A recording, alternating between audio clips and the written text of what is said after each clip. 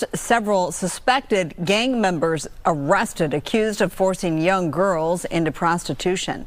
Good evening, everybody. Thanks for being with us. You're watching LA Live News Tonight. I'm Marla Tejas. Thanks for joining us. I'm Christine Devine. Federal prosecutors here in LA say this is the first major takedown of a sex trafficking operation on that infamous Figueroa Street. Fox 11's Chelsea Edwards spoke to the acting top prosecutor in our area about this bust, and she's live in Westwood tonight. Chelsea?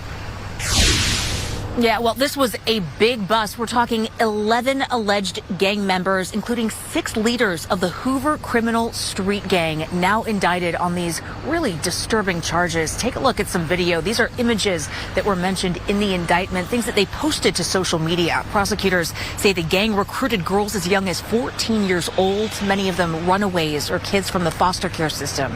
Federal officials say those victims were regularly raped and drugged, all while being forced into prostitution. The alleged ringleader, a 25-year-old woman named Amaya Armstead, who goes by Lady Duck. Prosecutors say she and her co-defendants acted as pimps, using social media to recruit vulnerable teens and young adults, then controlling them through violence, drugs, and intimidation.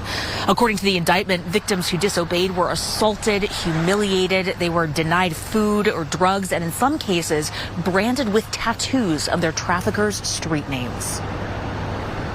I mean, these guys were prolific. They were the ones recruiting these young women and children. They're ones out there selling them. They were out there enforcing by beating up these women and drugging them and raping them. And so today we're getting the worst of the worst people off the street, and there should be an impact on the community very quickly. Federal prosecutors say the group controlled sex trafficking along a 3.5-mile section of Figueroa Street in South LA, known as the Figueroa Corridor, and they've been in control from February of 2021 until now.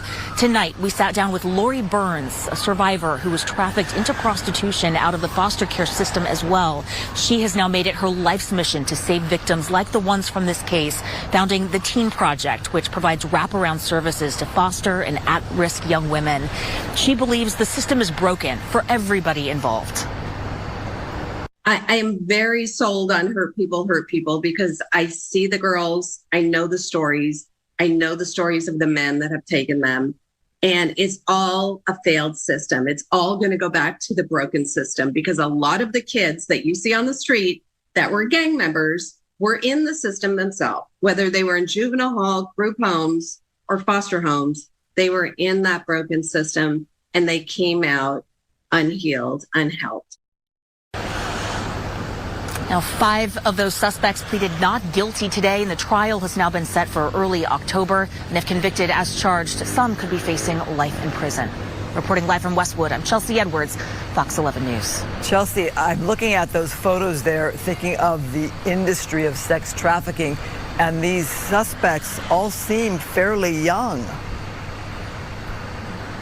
Yeah, a lot of them, most of them, I would say in their early 20s, very young. And the ringleader, just 25 years old, and a woman as well. Experts say they often use women that are in the system themselves. They use them to get these younger girls to trust them before bringing them in to the same system that they're in. It's a horrible cycle. Yeah, just a sick industry.